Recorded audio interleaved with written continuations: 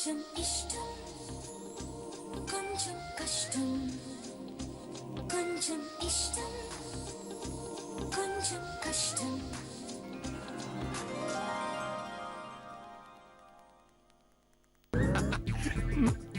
పెళ్లి మండపం కనబడితే చాలు బడి ఎగ్గొట్టి మరీ వెళ్లి కూర్చునేవాడు. చివరికి ఆ పిచ్చి ఏ స్థాయికి ముదిరిందంటే ఒక రోజు పెళ్లి పీటల మీద పెళ్లి కూతురు పక్కన కూర్చొని ఆ అమ్మాయితో పెళ్లి చేయమని ఒక్కటే ఏడుపనుకోండి.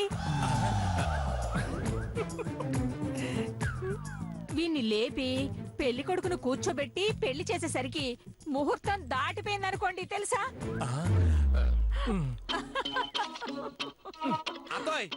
ఇప్పుడు ఆ ఫ్లాష్ బ్యాక్ లనే అవసరం. ఒరే, నీ పెళ్లి గురించి నలుగురికి తెలియాలి కదరా. టైం అయిపోతుంది, ముందు నలుగు పెట్టవే.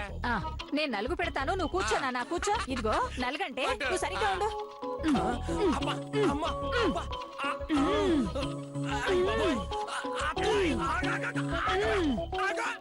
దీన్ని నలుగు పెట్టడం అనరు, బాడీ మసాజ్ అంటారు. ఇంకో 4 పట్లు అలాగే పట్టావంటే బాడీలో నరాలు ఎక్కడికక్కడ పట్టేసి పెళ్లి పెట్టల మీద బిగిసిపోతానే, అప్పుడు పెళ్లి అయిపోతుంది. నోరు మీరా పిచ్చి సన్నాసి. నలుగంటే ఏంటనుకున్నావు? కుదురుకోడు.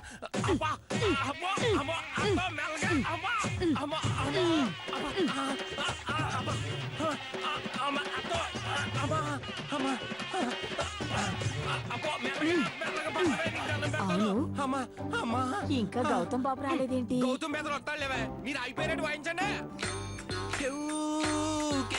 స్వామి రంగ స్వామి రంగ.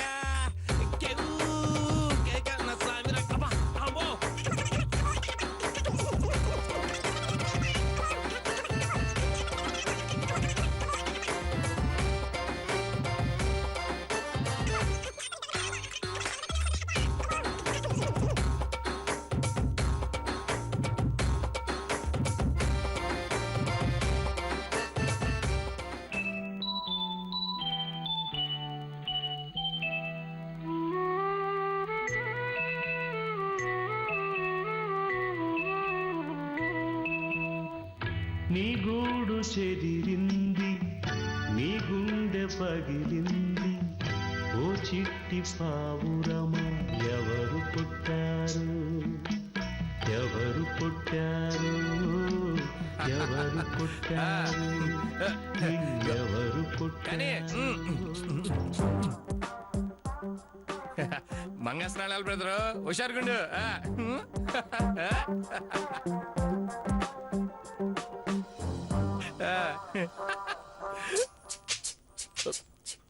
మేకను బలి చేప్పుడు కూడా ఇదే మాదిరిగా చేస్తా ఉంటారా?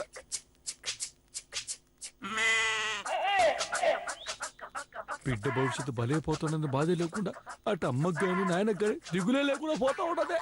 బలిపీట వెక్కించి బలి చేస్తా ఉండరు తప్ప అయ్యో పాపం అని ఎవరు బాధపడకుండా పోతా ఉండరు. మా మాట విననప్పుడు మేమెందుకు బాధపడాలరా?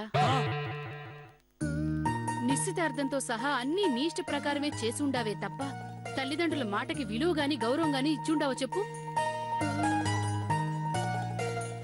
చేతులు కాలాక ఆకులు పట్టుకొని వాతలు పడ్డాక అమ్మా అని అరిచి ఉపయోగం లేదు. ఓయమ్మా, మనసులో అనుకున్న మాటలనే అమ్మకెట్ట వినపడిపోతుండే. నిన్ను 9 నెలలు కడుపులో మోసుండాను, నీ మనసులో మాటలు కనిపెట్టలేనంట్రా. యో తిక్క కుదిరి ఉండదని, అదే పెళ్లి అవబోతా ఉండదని బిడ్డ చాలా సంబరపడతా ఉండాడు, వచ్చి ఆశీర్వదించు. అట్నే బాబు, పెళ్లి కొడుకు మొఖం తూపులెట్లు వెళ్ళిపోవాలి గాని అలా మాడుకొని గొలుపులో పెట్టావేంటి? చికెన్ షాపులో కోడి, మటన్ షాపులో మేక ఎవరైనా అవుతుండో చూసినావా? ఓ మేధావుల మాటలు సామాన్యులకు అర్థం కావలే కానీ ముందు ఆశీర్వదించే పని చూడండి. ఎంత బాగుగాడు బాగా రెచ్చిపోతున్నాడబ్బా. టైం చూసి కరెక్ట్ గా పొడవాలా. కూరలు బీకుండాక ఇక ముళ్ళుతో ఏం పొడుస్తావులే బామర్దే. చూస్తూ ఉంటే వారు వన్ సైడ్ మాదిరిగా అయిపోయేలాగా ఉండదే. అమెరికా పోవాలని మన డ్రీమ్ ప్రాజెక్ట్ ను కూల్చేసే మాదిరిగా ఉండదు. ఇక లేట్ చేసేదానికి వీల్లేదా? అర్జెంటుగా సెలం బ్రదర్ శివలో రేవతికి ఉంగరం తొడిగిన బాంబుని పేల్చాలా.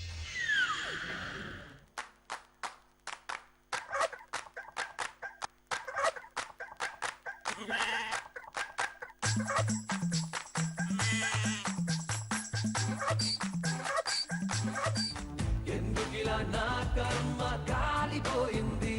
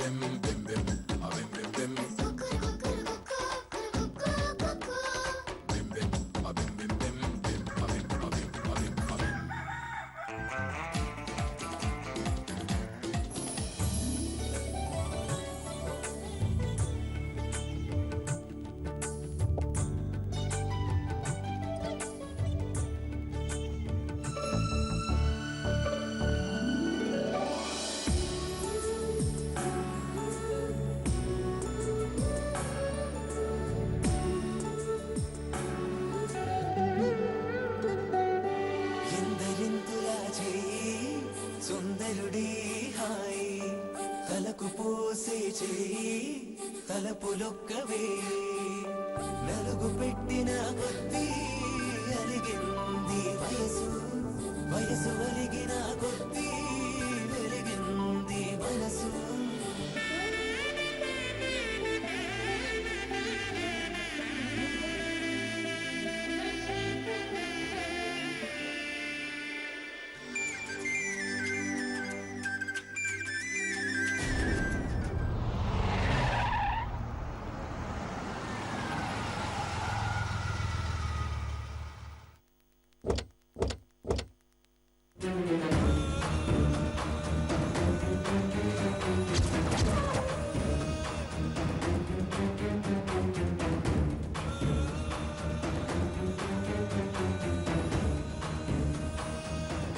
రే ఫోన్ చేసింది నువ్వు చెప్పింది నేను వినడానికి కాదురా, నేను చెప్పింది నువ్వు వినడానికి. ఈ దత్తుడికి రెండే తెలుసు, తెగేసి చెప్పడం, తెగేసి నరకడం. నేను ఊర్లో లేనని పొలం గట్టు మీద కాలు పెట్టే ధైర్యం చేసావనుకో కొడక, అదే పొలంలో నిన్ను కొలుపు మొక్కను తొక్కినట్టు తొక్కుతా. పొలానికి నీళ్లు బదులు నీ రక్తాన్ని పెడతా, గుర్తు పెట్టుకో.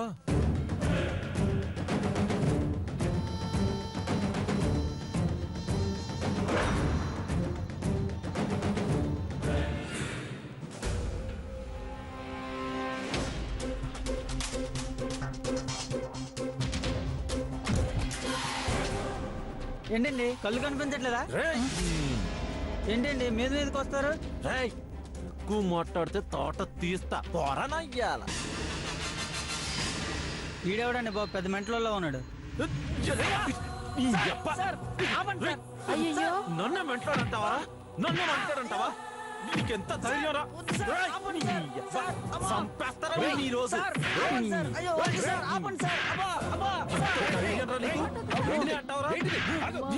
బాబు నువ్వు లే బాబు లే, ఏమనుకో బాబు.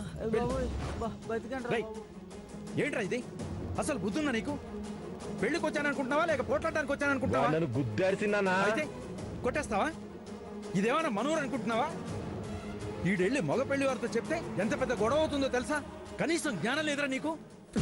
నేను జ్ఞానంతో పనిచేయడానికి బుద్ధుడిని కాసిన్నా. దత్తు దత్తుణ్ణి దత్తుణ్ణి దత్తుణ్ణి. ఊరు మారితే వాతావరణం మారుద్ది గాని రక్తంలో ఉడుకుతనం కాసిన్నా. నోరు మీరా, ఈ మూర్ఖత్వం తోటేరా రోజు ఊళ్ళో ఎవరో ఒకరితో గొడవ పెట్టుకుంటున్నావు.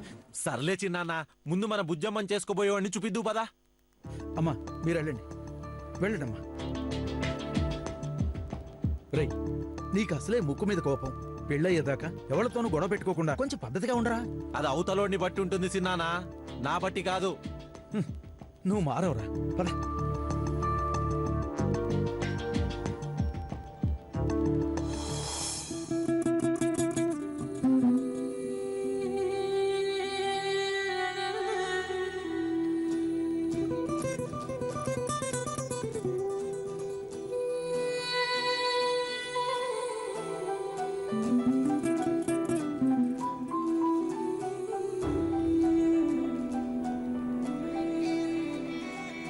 సిలవనుకో మరి ఏడవకే మనసా, కలగనకే అది నిజమైపోదు కదా. ఈ దూరం ఏనాటికి చేరువవ్వను, ఈ మౌనం ఇంకెప్పుడు మాటలాడును. కన్నుల్లోని కన్నీటి కెరటాలలో నేనేమైపోవాలి, నేనేమనుకోవాలి, ఏ మనసుని తిట్టాలి ఈ క్షణం. సెలవనుకో మరి ఏడవకే మనసా, కలగనకే అది నిజమైపోదు కదా. నీకు నా దిష్టి తగిలేలా ఉంది.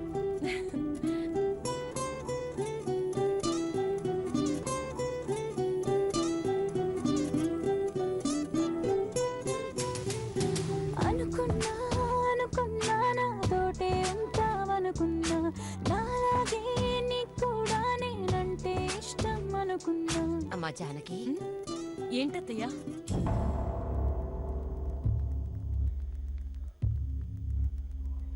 బుజ్జమ్మ నేను తయారు చేస్తాలే గాని మండపం దగ్గరికి వెళ్ళి అక్కడ కావలసిన వస్తువులన్నీ వచ్చాయో లేవో ఒకసారి వెళ్ళి చూడమ్మా. అలాగే అత్తయ్య, కొంచెం చూసుకోండి.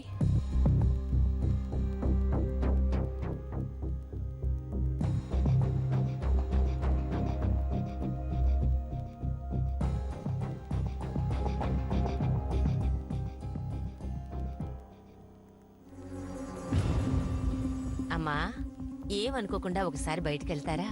ఏమొద్దును గారు? ఏమి లేదు, నేను నా మనవరాలతో కాస్త మాట్లాడాలి. అలాగే వదిన గారు.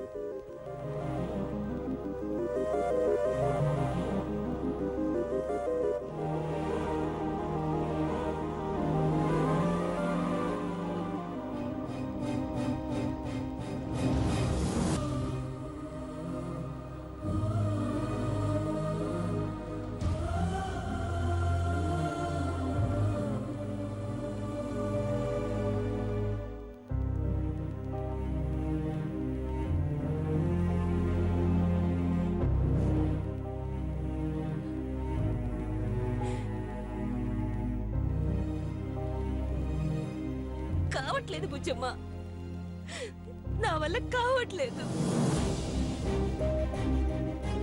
చాలా ప్రయత్నిస్తున్నాను, అయినా సరే ఈ బాధను భరించడం, ఈ కన్నీళ్లను ఆపుకోవడం నా వల్ల కావటం లేదు బుజ్జమ్మ.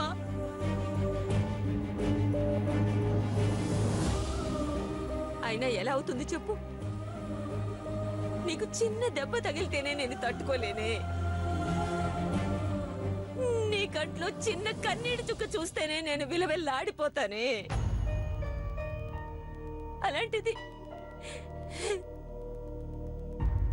నువ్వు గుండెల్లో బాధని బయటపడకుండా భరిస్తూ వస్తున్న కన్నీటిని బలవంతాన ఆపుకోవడానికి ప్రయత్నిస్తూ నీళ్ళు నువ్వే నరకాన్ని అనుభవిస్తుంటే చూసి చూసి చూసి తట్టుకోవడం నా వల్ల ఎలా అవుతుంది చెప్పు? ఎలా అవుతుంది?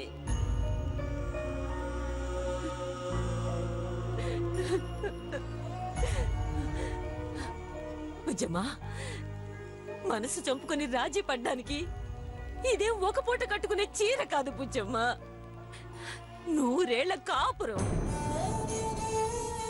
ఒక్క పూటకే నువ్వింత నరకం అనుభవిస్తున్నావే, మరి మరి ఇష్టం లేని పెళ్లిని చేసుకొని ఈ నరకం 100 ఏళ్ళు ఎలా అనుభవిస్తావు బుజ్జమ్మా?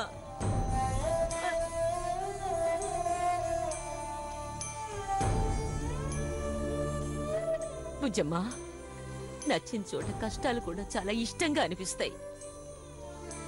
అదే నచ్చని చోట ఇష్టాలు కూడా భరించలేనంత కష్టంగా అనిపిస్తాయి. వద్దు బుజ్జమ్మా, జీవితంతో నువ్వు బాధపడుతూ మమ్మల్ని బాధ పెట్టే ఈ పెళ్లి వద్దు. ఏదైతే అదవుతుంది.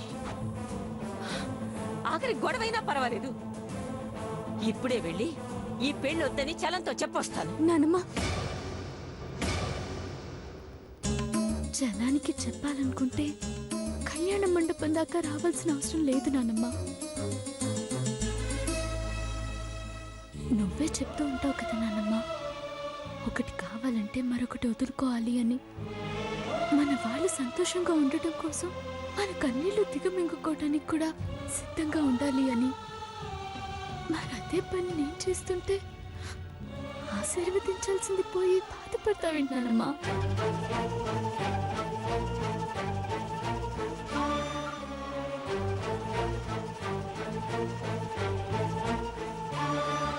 నాన్నమ్మా, ప్రతి ఆడపిల్లకి పెళ్ళనేది ఒక అందమైన కళ. ఆ కళ నచ్చిన వాడితో నెరవేరాలని ఎంతో ఆశపడుతుంది. ఆ ఆశనే చంపుకోగలిగిన దాన్ని మిగతావన్నీ కష్టమా చెప్పు? ఒక పూటకే తట్టుకోలేకపోతున్నావు, ఇంకా జీవితాంతం ఎలా తట్టుకోగలవే అని అడిగావు. 100 ఏళ్ళు భరించగలననే ధైర్యం లేకుండానే 7 అడుగులు నడవడానికి ఇక్కడి దాకా వస్తానా నాన్నమ్మా? అదేనే, ఎందుకు ఎందుకు భరించాలి చెప్పు? నాన్నమ్మా, అవన్నీ మళ్ళీ మాట్లాడుకుందాం, వదిలే. నేను వదిలేలేను, నా వల్ల కాదు. నేను ఇప్పుడే వెళ్ళి చలానికి చెప్తాను.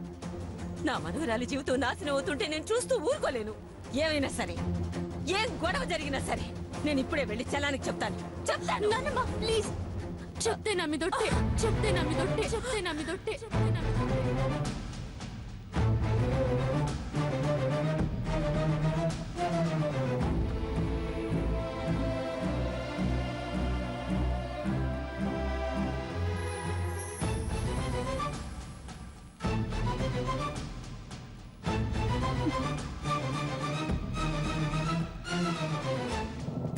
నన్ను కనీసం ప్రాణం ఉన్న బొమ్మలా చూడాలనుకుంటే వదిలే.